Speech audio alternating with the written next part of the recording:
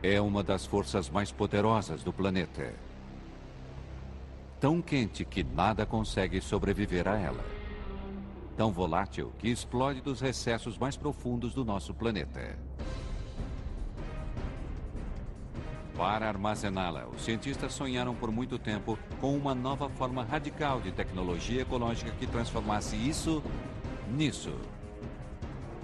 Agora, na remota região florestal da Califórnia, no Vale Rhine da França e na remota ilha no norte do Atlântico, esse sonho está a ponto de virar realidade. Ela tem o maior potencial de fornecimento de energia renovável para o mundo todo. Se der certo, as usinas elétricas poluidoras podem virar coisa do passado. Bem-vindo à fronteira geotérmica.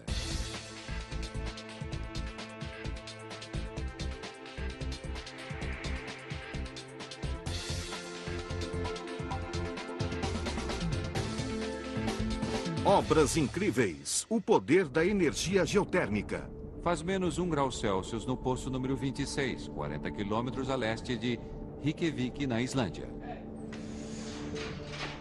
Os engenheiros têm que enfrentar tais condições enquanto a perfuratriz alcança a profundidade de 2 quilômetros.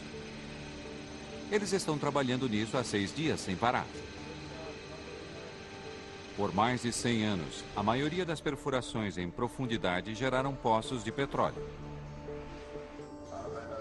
Mas, se os engenheiros aqui perfurarem a uma profundidade maior ainda, eles podem alcançar algo mais valioso: a água superaquecida. É o combustível de uma tecnologia radical que transforma o calor da Terra em eletricidade. Se a energia geotérmica der certo, pode causar uma revolução energética e reduzir de maneira drástica nossa dependência do combustível fóssil. Como esses trabalhadores puderam comprovar, achar água quente debaixo da superfície da Terra não é tarefa fácil. Procurar sistemas geotérmicos a profundidades consideráveis é muito parecido com procurar uma agulha no palheiro. Eles têm que achar essa agulha depressa, porque esse tipo de equipamento pode custar até 40 mil euros por dia. O Poço 26 é um projeto experimental, com muitas expectativas com relação ao resultado. Se forem encontrados grandes depósitos de água quente nessa região, várias usinas geotérmicas high-tech vão ser construídas, como no complexo vizinho de Hellisheet. A função principal dos poços e usinas elétricas é localizar e armazenar o calor que vem de dentro da Terra. Um processo que recebe pouca atenção da imprensa e a maioria não sabe nada a respeito. Escondido bem debaixo da superfície do planeta fica o manto. Aqui, o magma agita rochas superaquecidas que esquentam bolsões de água subterrânea, fazendo a pressão subir como uma chaleira. Se houver uma fenda, o resultado será este: geysers, fumarolas. E quando o magma sobe para a superfície, vulcões espetaculares. Se os engenheiros perfurarem bem fundo neste subterrâneo aquecido, vão encontrar os ingredientes necessários para gerar eletricidade. Existem 3 elementos para achar uma fonte geotérmica: rochas quentes para aquecer a água em primeiro lugar nas rochas. Depois precisamos de fissuras que permitam a saída da água quente de onde ela está sendo aquecida para a superfície. Se as perfuratrizes atingirem a água a 300 graus Celsius ou superior, é isto que vai sair.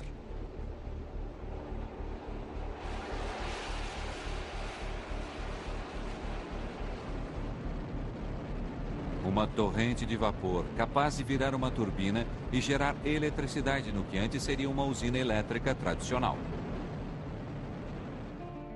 Desde que o Laboratório Nacional de Los Alamos começou a alavancar a tecnologia geotérmica nos anos 70, seus proponentes a consideraram a prova cabal da energia ecológica.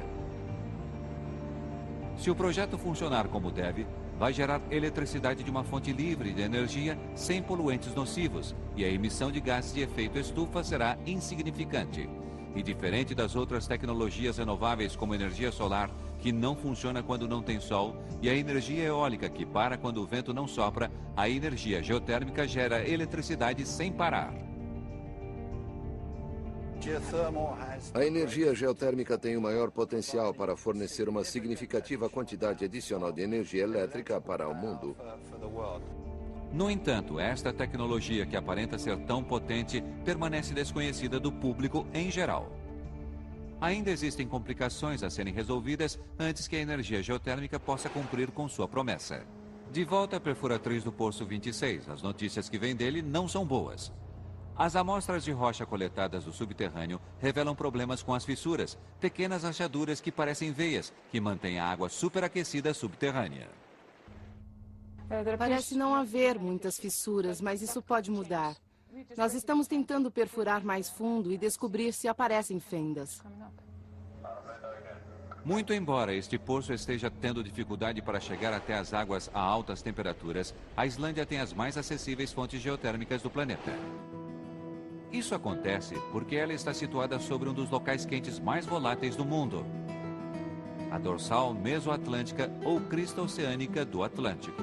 Ao longo da fratura de 65 mil quilômetros, as placas norte-americana e euroasiática se afastam quase 2,5 centímetros anualmente. Com o magma e os lençóis subterrâneos se aproximando da superfície, o calor vai ficando mais acessível.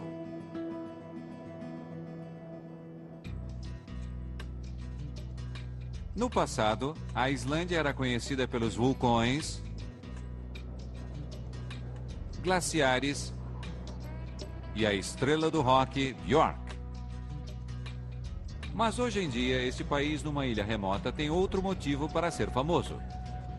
É um dos países mais ecológicos que existe. Se estiver procurando por uma fábrica movida a petróleo ou carvão na Islândia, está sem sorte. Quase 100% da eletricidade dos islandeses vem de usinas hidrelétricas e geotérmicas não poluentes. Quase 90% das casas são aquecidas com energia geotérmica. Apesar de viver em um dos lugares mais frios do planeta, o islandês comum paga menos pela eletricidade do que os habitantes dos países nórdicos. A energia geotérmica é barata e também é simples. As residências de Reykjavik não precisam de aquecedores de água. É só virar a torneira e sair a água quente proveniente da usina a 27 quilômetros de distância dali. Demorou quase 40 anos para conseguirmos água quente suficiente e colocar os canos em todas as casas de Reykjavik, mas desde então é uma das cidades mais limpas do mundo.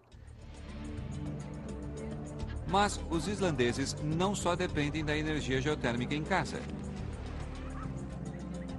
Tudo, desde piscinas a spas, calçadas, entrada para carros, estufas. As águas são aquecidas com as fontes geotérmicas baratas. Para atender a crescente demanda por eletricidade, Reykjavik, na Islândia, está construindo Hellisheed, sua mais nova usina.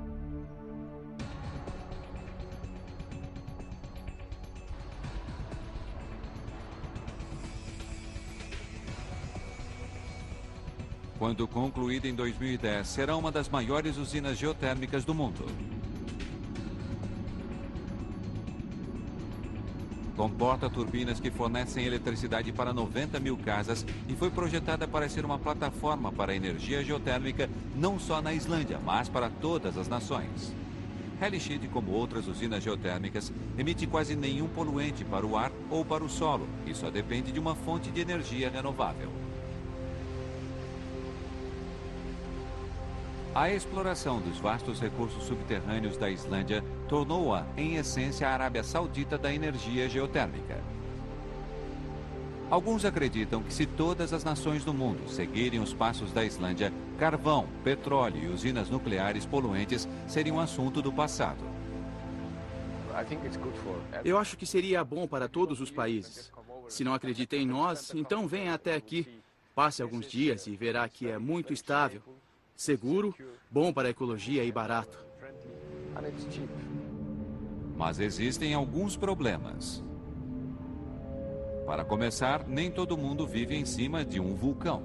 Ao contrário das instalações eólicas e solares que podem ser construídas em qualquer lugar, as usinas geotérmicas só podem ser construídas em zonas geológicas propícias, que só ocorrem em menos de 10% do planeta. A Islândia é especial porque ela possui uma quantidade significativa de fontes geotérmicas facilmente encontráveis e comprováveis. Em segundo lugar, mesmo em zonas propícias como a Islândia, os engenheiros têm que lidar com o desafio técnico mais difícil no que se refere à energia geotérmica, as perfurações. Isso porque todos os empreendimentos geotérmicos de risco bem-sucedidos requerem 3 fatores essenciais: rochas quentes, água e grande proximidade da fonte. Um projeto como esse tinha todos esses 3 elementos e estava sendo bem-sucedido. Porém, descobriram da pior maneira possível que, assim como o seu primo poluente, o petróleo, as fontes geotérmicas não duram para sempre.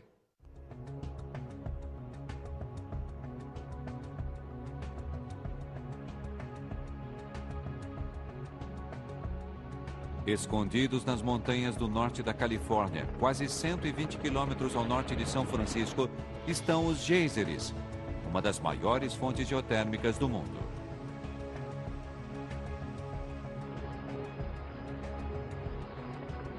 O que parece uma área salvaguardada pela natureza é, na verdade, um complexo de usinas de 48 quilômetros quadrados, o maior e mais potente já construído. Neste lugar, 22 usinas individuais de diversas companhias energéticas diferentes geram quase 3 vezes mais energia do que todas as usinas geotérmicas da Islândia juntas. Como na Islândia, os geysers ficam em cima de uma área geológica especial, por onde passam as famosas falhas geológicas da Califórnia. Aqui, grandes quantidades de calor sobem para a superfície, onde estão disponíveis para a sondagem. Mais importante ainda, sob os geysers, há grande quantidade de água subterrânea.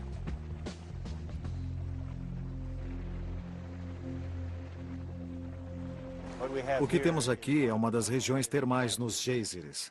Temos nascentes aquecidas e fumarolas. O solo é bem quente ao toque.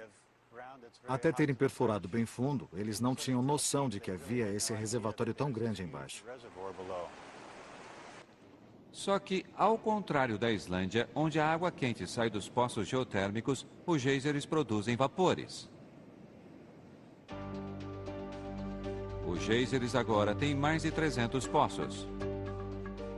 Quando o vapor sobe pelos tubos, um complexo processo transforma esse vapor no estado natural em eletricidade. Em primeiro lugar, o vapor entra na usina através de uma grande tubulação com isolamento e depois desce pelo piso.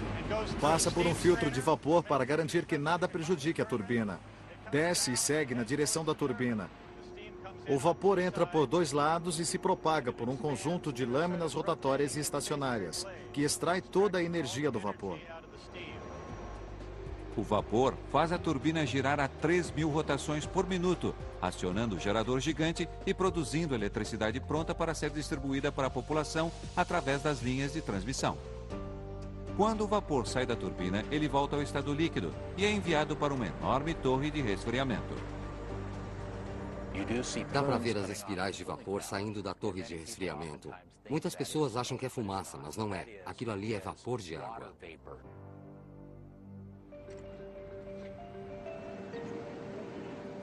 Foi só nos anos 70 que a crise do petróleo convenceu diversas companhias públicas e privadas a experimentar a energia geotérmica, uma tecnologia pouco usada na época.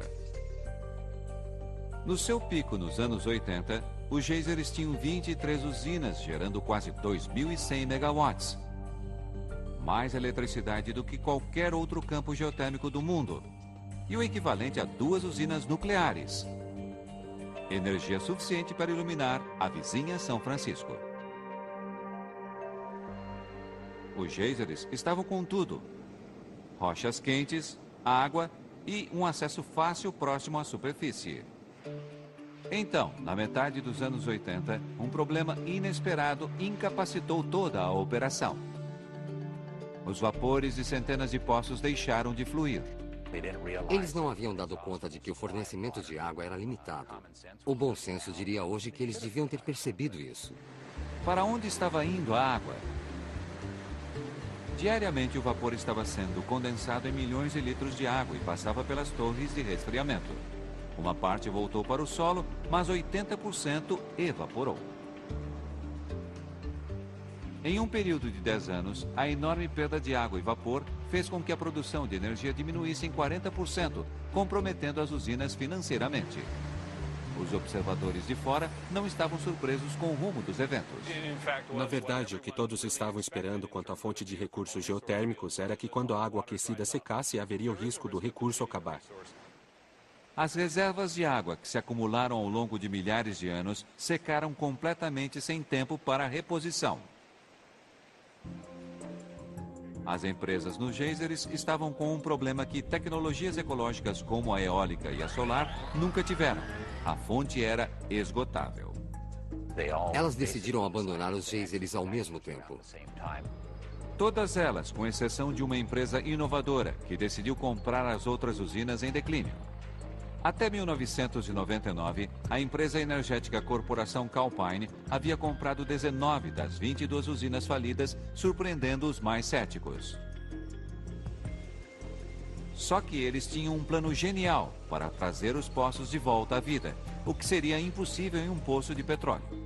A rocha embaixo continuava quente. Tudo o que eles precisavam era adicionar água em reservatórios vazios de uma fonte externa para gerar mais vapores. Quanto de água? 72 milhões de litros por dia, o bastante para encher 28 piscinas olímpicas. Para resolver o problema, a Calpine desviou água reciclada dos condados vizinhos. Assim, depois de tratada, a água viaja por mais de 100 quilômetros de tubulação até os geysers, onde ela será injetada nos poços e retornando à superfície como vapor. O plano fez cessar o declínio dos geysers, mas a produção hoje em dia chega a menos de 50% desde o seu auge no final dos anos 80. Para manter ou aumentar a produção, os geólogos e engenheiros batalham diariamente para perfurar novos poços. Mas a perfuração oferece grandes obstáculos para a indústria geotérmica.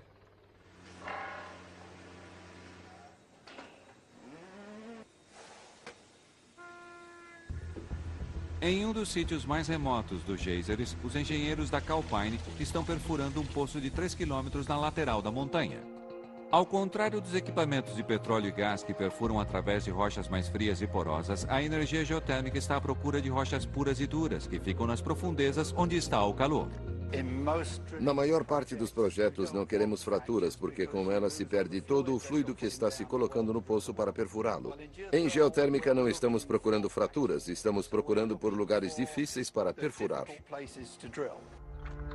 Nestas profundidades, o equipamento fica danificado pelas rochas quase impenetráveis, alta pressão e altíssimas temperaturas.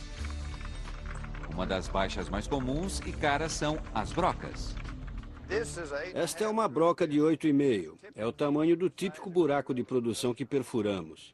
Nós a pressionamos para baixo enquanto giramos para cortar a rocha. É muito simples, ela tritura rochas e abre buracos. Brocas, que custam $30 mil cada, costumam quebrar a cada 40 horas, e esse é um trabalho que costuma demorar 4 meses para terminar.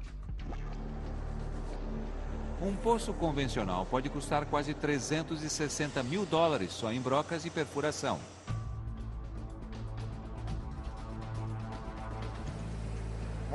Quando perfuramos usando esse tampão de cimento, nós vamos sair do buraco e completar o poço. De repente, volta tudo ao normal. Algumas horas depois, as leituras dos sensores presos à extremidade da broca da perfuratriz indicam um pico de alta temperatura. Eles podiam encontrar uma explosão de vapores a qualquer momento. Os vapores vão subir. Energia ecológica. Para os perfuradores é tudo o que importa. Das pequenas fissuras encontradas antes surgiu um pequeno escoamento de vapor.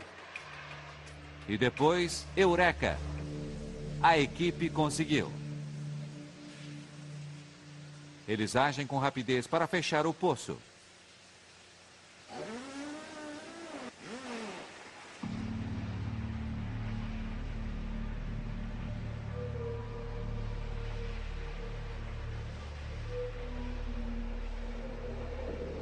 Entretanto, parece haver um problema. A equipe de perfuração tinha muitas expectativas para o poço. Nós temos um pouco mais da metade do vapor que estávamos esperando, de vapor limpo. Nós vamos continuar e abrir mais 1.920 metros até o fundo e quem sabe lá a gente consiga mais vapor. Um dia depois, os engenheiros de perfuração conseguiram liberar o poço e aumentar a produção de vapores, o suficiente para chegar ao objetivo deles de 3 megawatts, que pode iluminar 3.000 residências. Perfurar poços não é só difícil e caro. Quando tiver terminado, eles podem ser perigosos.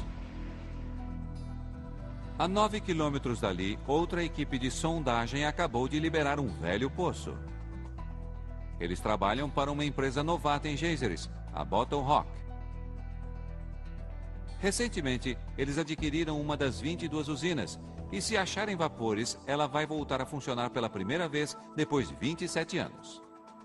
Mas diversos gases voláteis que existem naturalmente no solo estão presos no fundo do poço. Se os perfuradores abrirem um poço, os gases vão escapar para o ar livre e colocar os trabalhadores em risco. O mais perigoso destes gases é o H2S, ou sulfeto de hidrogênio. Quando inalado em grandes quantidades, reduz os sentidos e as vítimas não têm noção de que foram envenenadas. Em média, 8 trabalhadores morrem anualmente só nos Estados Unidos. Para liberar o poço em segurança, a equipe da Bottle Rock vai executar uma manobra difícil e perigosa chamada de explosão de poço. Luke Capuano é o engenheiro-chefe de sondagem da Bottle Rock. Para ele, colocar a usina em operação é mais do que um trabalho. Em 1998, gasolina e petróleo eram baratos e ninguém conseguia ver futuro em uma velha usina geotérmica. Esta usina será destruída. Vão explodi-la com dinamite. Lou, contudo, tinha um sonho. Ele e o sócio acreditaram que havia vapores em Bottle Rock quando outros achavam que não. Sem o apoio de um conglomerado energético como a Calpine, ele atraiu uma empresa investidora para ajudá-lo a comprar e modernizar a usina. Por 2 anos, ele se preparou para este momento. Hoje é o primeiro dia que vamos iniciar as atividades nessa usina depois de 16 anos e 6 meses fechada. Quando a iniciarmos, será a primeira tentativa de mandar energia para as redes de transmissão. Eles têm que conseguir bastante vapor para produzir 17 megawatts, o mínimo que a Bottle Rock precisa para começar a vender eletricidade para a Companhia Elétrica Estadual da Califórnia. Antes que os vapores entrem na usina, eles precisam ser limpos dos resíduos das rochas. Durante o processo, também ocorre a emissão de gases perigosos. Uma dose alta de sulfeto de hidrogênio pode ser fatal. Nós vamos transferir o pessoal para uma área segura. Nós queremos garantir que ninguém seja sucumbido pelos gases, porque podem estar em nível muito concentrado ao sair. Tentamos escolher um dia em que as condições do tempo sejam ideais. Hoje ventou muito. Os vapores irão se dispersar logo que tiverem saído. Os trabalhadores receberam um sofisticado plano de emergência se de repente o vento mudar de direção. Correr. Quando abrirmos, vai sair alguns minutos de gás, vai ficar tudo claro e não vai dar para ver muita coisa. Só ouvir. Os vapores vão surgir primeiro, um pouco acinzentados, e depois vão clarear. Quando estiver branco e limpo, o vapor está pronto para prosseguir para a usina. A remoção foi completa. A equipe está pronta para insuflar o poço. Os trabalhadores abrem a cabeça de poço.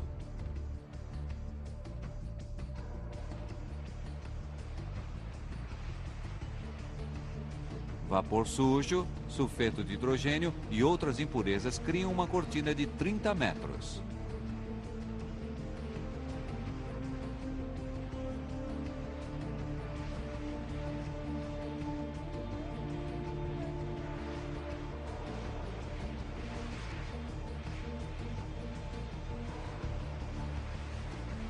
O vento mantém a direção e o especialista em detector de gases confirma que os gases tóxicos se dispersaram. O teste foi muito bom, limpou tudo rápido. Nós só tivemos que insuflar para a atmosfera por 15, 20 minutos.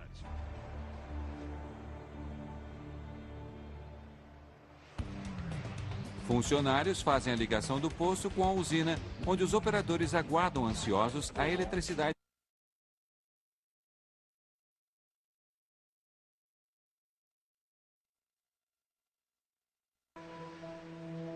Apesar dos desafios complicados, a tecnologia geotérmica funciona onde existe rocha quente, água e acesso. Entretanto, pelo fato de menos de 10% da Terra ter os três fatores, pode não dar em nada. Tudo tem a ver com a geologia do planeta, onde os recursos hídricos estão em contato com a lava quente derretida e as fontes hídricas têm bastante permeabilidade para chegar até a superfície. E isso acontece em poucos lugares do mundo. Mas e se os outros 90% da área da superfície da Terra pudesse ser disponibilizada para procurar energia geotérmica? Daria uma área 10, 15, 20 vezes maior do que nós temos para os sistemas geotérmicos atuais. É um aumento astronômico. Atualmente, duas equipes de visionários, uma na França e outra no norte da Califórnia, acreditam ter descoberto tecnologias revolucionárias que podem espalhar a energia geotérmica por todo o mundo.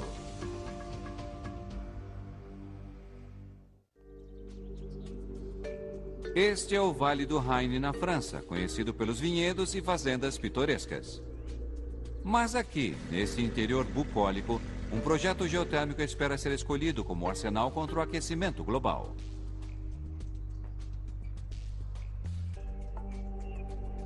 O projeto Soultz, batizado com o nome do vilarejo vizinho, batalha 20 anos para responder uma questão crítica para o futuro da energia geotérmica. Será que o calor da Terra pode ser armazenado não apenas em zonas vulcânicas propícias como a Islândia e os geysers, mas em todo o planeta? Se isso fosse possível, muitos países poderiam construir usinas geotérmicas e o mundo teria uma alternativa para as usinas de combustíveis fósseis. O trabalho nesta região é baseado na teoria de desenvolvimento dos anos 70 do Laboratório Nacional de Los Alamos, que no final se tornou conhecido como Enhanced Geothermal System, ou EGS. EGS é um processo no qual se perfura a subsuperfície em zonas quentes e secas. Fraturam-se as rochas, adiciona-se água, deixa-se essa água esquentar e depois a extraímos. A missão do projeto Soultz era completar uma usina EGS para demonstrar que a geotermia pode dar certo no mundo todo. Aplicando os princípios do EGS, os engenheiros já perfuraram com sucesso 3 poços de 5 quilômetros para dentro da rocha quente, injetaram milhões de litros de água pressurizada e criaram um enorme reservatório artificial, parecido com os que foram encontrados nos geysers e na Islândia. O próximo passo, injetar a água no poço central e retirar a água aquecida dos outros 2. De longe, o maior desafio do Soultz foi perfurar os poços nas profundidades exigidas pelo EGS. Conforme se trabalha no mais profundo subterrâneo, acaba se levando mais percalços. Surgem muitos problemas no processo, por isso tem muita pressão, pode apostar. Hoje a pressão está para aumentar. Segundo as leituras de temperatura do subterrâneo, alguma coisa está bloqueando a ligação entre o segundo e o terceiro poço do Soultz. Pode ser uma barreira entre os 2 poços que ainda não foi aberta pela fraturação. Se eles não conectarem os poços, o Soultz vai produzir 50% menos energia do que o desejado, um resultado que pode prejudicar o futuro da tecnologia do EGS. Eles precisam descobrir o que está interrompendo o fluxo da água lá embaixo. Estamos tentando investigar o subterrâneo com um novo experimento sísmico que está acontecendo em segundo plano.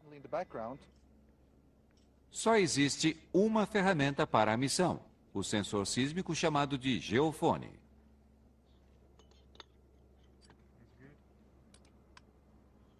É preciso entender que você está parado na superfície e tudo o que estiver fazendo está a 5 quilômetros da sua posição e sempre depende de informações indiretas. Um engenheiro abre a cabeça do poço. Eles iniciam o gancho e começam o longo processo de baixar os geofones até a zona de obstrução. O mesmo instrumento é utilizado pelas companhias de petróleo e gás, mas eles não suportam as condições implacáveis no interior dos poços geotérmicos. Enquanto isso, outro técnico coloca 2 máquinas enormes em posição, uma a 5 quilômetros ao norte do poço e outra a 5 quilômetros ao sul. Pesando 22 mil quilos, elas são conhecidas como caminhão de bate-golpe. Elas andam juntas com os geofones, mandando grandes ondas de choque através da terra e dentro da área obstruída do poço. Os geofones, que funcionam como um sonograma, registram as ondas e geram um perfil sísmico da obstrução. Estamos tentando ter uma ideia da geologia e da estrutura das fraturas.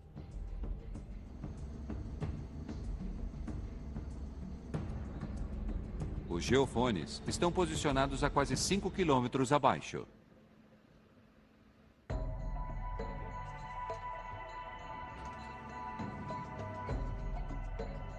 Chegou o momento de fazer a primeira leitura. O geofísico ativa à distância o caminhão de bate-golpe.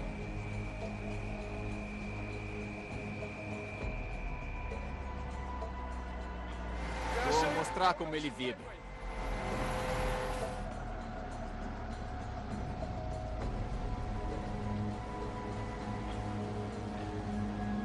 Após uma detonação de 1 minuto, nada. O geofone não está funcionando. O ambiente hostil de um poço EGS mais uma vez levou a melhor. Ele falhou por causa das altas temperaturas. A ferramenta ficou por 3 ou 4 horas a 180 graus Celsius. Por isso, a parte eletrônica não aguentou. Para resolver o mistério do reservatório que não funciona, a equipe agora tem que consertar o geofone e recomeçar tudo. Todos os dias temos problemas como esse. Nada parece funcionar neste poço. Algumas horas depois, o geofone está consertado. A equipe mais uma vez baixa o geofone até a posição.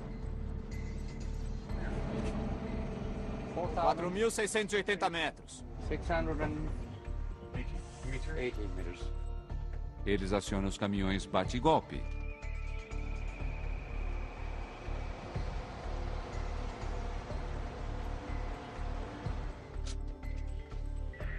Desta vez, o geofísico conseguiu uma leitura. O geofone está funcionando. De todo esse apontamento, só podemos utilizar esta parte, que é usável. As imagens mostram que não há fendas entre os dois poços, mas nada mostra sobre o que está causando o bloqueio entre eles. A descoberta apenas aumenta o mistério dos poços obstruídos. A não ser que eles encontrem uma solução no futuro, apenas 2 dos 3 poços vão estar ligados e a produção de energia da usina permanecerá limitada. Mas o que é mais importante é que qualquer falha em Saltz pode reduzir o entusiasmo para futuros projetos do EGS. O projeto Saltz pode nunca conseguir toda a energia que eles esperavam dos poços experimentais. Mas eles provaram que as usinas geotérmicas agora podem ser viáveis em 50% a 60% da superfície da Terra. A Austrália e a Alemanha já estão construindo usinas EGS com base em parte nas pesquisas.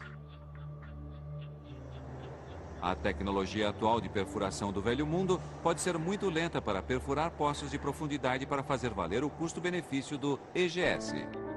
Mas e se alguém inventasse uma perfuratriz que pudesse atravessar o granito sólido como se fosse manteiga e descer além de profundidades de 15 quilômetros? Se tal tecnologia existisse, os engenheiros poderiam escavar poços mais profundos e mais quentes e a apenas uma fração do custo das perfuratrizes convencionais. Alguns acreditam que tal invenção existe aqui, neste laboratório pequeno e pouco conhecido escondido em um armazém no norte da Califórnia. Em alguns minutos, Jared Potter, o gerente-geral da Perfurações Potter, vai tentar o que muitos consideram impossível: fazer um buraco em um bloco de granito de meia tonelada em questão de minutos. Essa rocha é dura mesmo. Dá para imaginar que perfurar esta rocha com qualquer outra tecnologia vai demorar muito tempo e muitas brocas vão ser gastas. Por isso,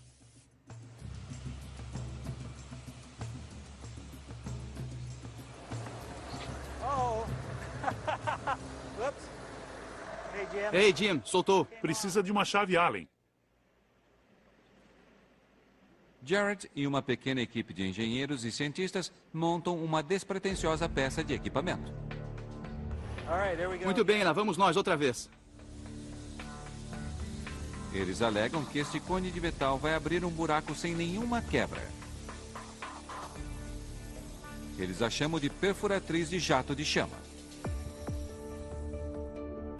A perfuratriz foi concebida há 30 anos pelo pai de Jared, Robert Potter, que foi um pioneiro na ciência geotérmica do Laboratório Nacional de Los Alamos nos anos 70. Agora, Jared já terminou diversos protótipos projetados para colocar a tecnologia no seu teste final. Se a perfuratriz de jato de chama der certo, pode ser o santo graal da tecnologia geotérmica e uma das chaves para a diminuição da nossa dependência dos combustíveis fósseis. Esta tecnologia pode perfurar rápido, 160 metros por hora, 10 vezes mais rápido do que a perfuração convencional. E como não está em contato com a rocha, não há desgaste da broca. Entretanto, Potter deve primeiro mostrar que o protótipo dele funciona. Tudo está preparado para o teste. O gás hidrogênio entra pela cabeça da perfuratriz. Quando ligado, ele deve chegar a 1.800 graus Celsius, mais quente do que a lava. Uma chama pouco visível, de alta velocidade, sai da ponta da perfuratriz, superaquecendo o bloco de granito. Em breve, minúsculos fragmentos da rocha vão começar a voar pelo ar. A chama intensa faz a estrutura do mineral se deteriorar.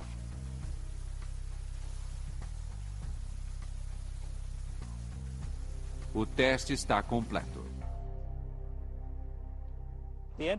A abertura do orifício é de pouco menos de 10 centímetros. E o orifício tem 25 centímetros de profundidade. E nós o perfuramos em quase 3 minutos. O protótipo conquistou seu primeiro objetivo, passar rápido através da rocha. Contudo, Potter também precisa mostrar que a tecnologia de jato de chama funciona num poço de profundidade úmido e de alta pressão. É aí que esta máquina entra em ação. É outro protótipo chamado perfuratriz hidrotérmica, que simula as condições de umidade e a alta pressurização do mais inóspito ambiente subterrâneo. A perfuratriz hidrotérmica deve permitir a sondagem em profundidades de 9, 12, até mesmo 15 mil metros por 30 centímetros de diâmetro. Parece maluquice. Tudo bem, Jim. Vamos ver. Vá em frente e ligue a força. A broca da perfuratriz hidrotermal é uma chama de 4.000 graus Celsius. Só que, ao contrário da broca convencional, ela nunca toca na rocha. Em vez disso, a chama superaquece um jato de água que fragmenta a rocha.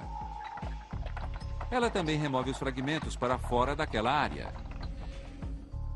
Potter retira a pequena amostra de granito para verificar os resultados. A perfuratriz conseguiu fazer um orifício perfeito.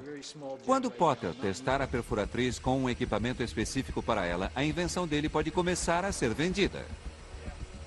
Ainda não está bem do jeito que queremos. Não acho que terminamos ainda. Se eles conseguirem, os poços podem ser perfurados com mais rapidez, mais barato e com profundidade maior. As usinas geotérmicas, então, poderão ser construídas em qualquer lugar do planeta. Entretanto, até a chegada de uma perfuratriz de chamas que funcione, a indústria da perfuração terá que continuar perfurando devagar. Perfurar buracos mais profundos não é um absurdo. O mais importante é que ainda está em fase de pesquisa e é preciso provar que é viável comercialmente. Os engenheiros no Poço 26, nos arredores de Reykjavik, bem que poderiam estar usando a perfuratriz hidrotérmica neste momento. É um poço bastante fechado. Não parece que vai abrir muito. Eles continuam moendo 2 quilômetros para dentro da rocha vulcânica da Islândia, em busca de água a 300 graus Celsius. Se eles não tiverem sucesso, o investimento deles de 2.200.000 euros pode dar em nada. Uma geóloga no local de perfuração examina as pequenas amostras retiradas há apenas algumas horas atrás. Cada fragmento tem uma história para contar.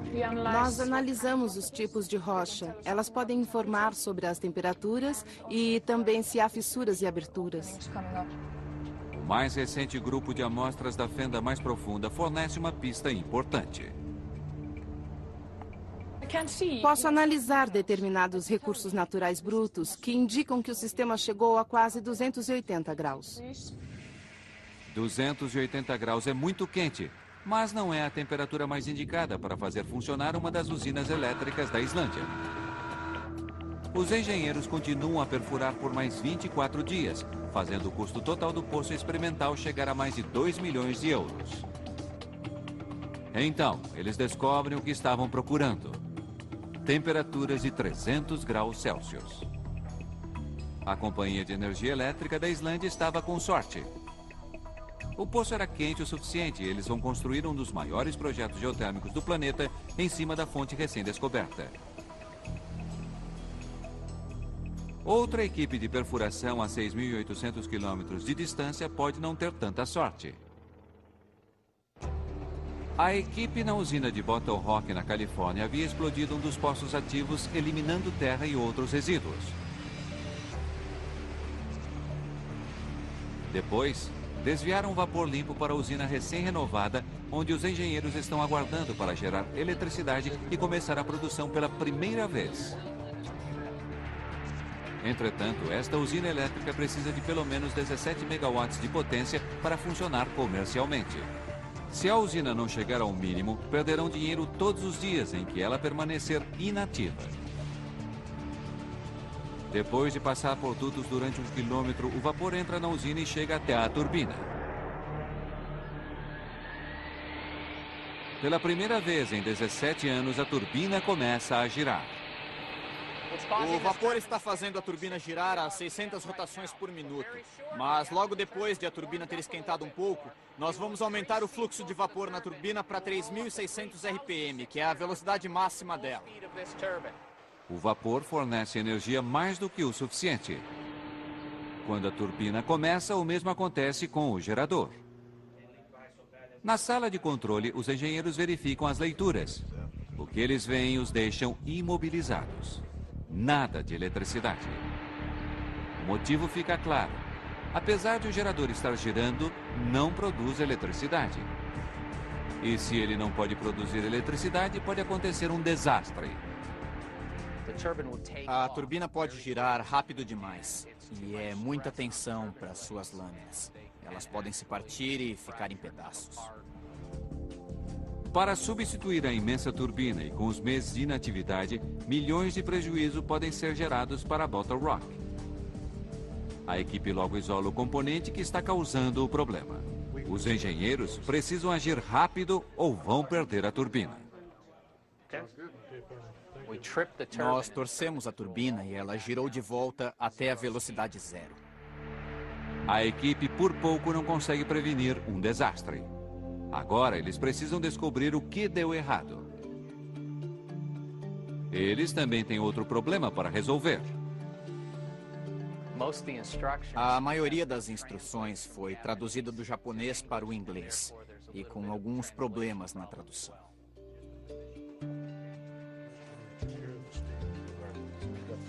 Consertar uma usina demora 9 dias e tem o custo de $50 mil. Então, a espera de 17 anos da usina Bottle Rock chega ao fim.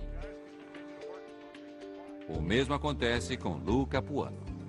O sonho dele de reativar uma instalação antiquada virou realidade. A usina entrou em operação com sucesso e começou a enviar energia limpa para a rede elétrica da Califórnia. A energia geotérmica tem sido uma das energias renováveis menos conhecidas por mais de meio século. As usinas são operadas por uma fonte grátis de energia, emitem quase nenhum poluente e são lucrativas. No entanto, a energia geotérmica fornece mísero 0,5% da energia mundial, tem pouca influência política e permanece quase que desconhecida do público. Tenho 3 filhos na escola e devo admitir que eles não estão aprendendo nada sobre a energia geotérmica. A energia solar e a eólica muitas vezes recebem subsídios do governo e têm mais espaço na imprensa e atenção do público do que a energia geotérmica. No entanto, como as tecnologias solar e eólica não podem gerar eletricidade quando não tem vento ou sol, a energia geotérmica vence fácil a corrida pela capacidade de produção. Por outro lado, como a Islândia mostrou, a energia geotérmica pode fazer o que as usinas de carvão, petróleo e nuclear fazem: fornecer eletricidade em abundância. Isso significa que a energia geotérmica pode fornecer eletricidade o tempo todo. Então, por que alguns acham que a força geotérmica não é tão boa quanto as usinas de combustíveis fósseis e não pode competir com as tecnologias ecológicas? As pessoas sentem o sol e o vento. Em muitos casos, não sabem o que é energia geotérmica. A indústria sempre batalhou para ter visibilidade. O mundo debaixo dos nossos pés permanece obscuro. E, no entanto, as realidades que nosso planeta enfrenta estão se tornando cada vez mais claras a cada dia. Hoje em dia, o mundo exige quase 10 trilhões de watts de eletricidade anualmente. Quase 90% desta eletricidade é fornecida pelas indústrias de carvão, petróleo ou energia nuclear, que emitem bilhões de toneladas de dióxido de carbono ou deixam para trás o perigoso lixo tóxico.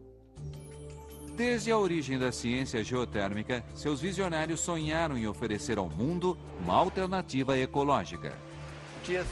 A energia geotérmica talvez tenha o maior potencial para fornecer quantidades adicionais significativas de energia elétrica para o mundo. A questão é, será que pode funcionar no resto do mundo que não foi abençoado com a geologia exclusiva dos geysers ou a Islândia? A resposta a esta pergunta depende muito dos resultados do projeto EGS em Salts e de novas tecnologias promissoras que podem revolucionar a sondagem das rochas. Nosso sonho é fazer com que o sistema geotérmico se torne um elemento rotineiro no mundo. Estamos liberando um vasto potencial. A tecnologia geotérmica vai explodir. Se eles conseguirem, o homem poderá permitir, afinal, que a força da Mãe Natureza venha ao nosso socorro e ao do nosso planeta.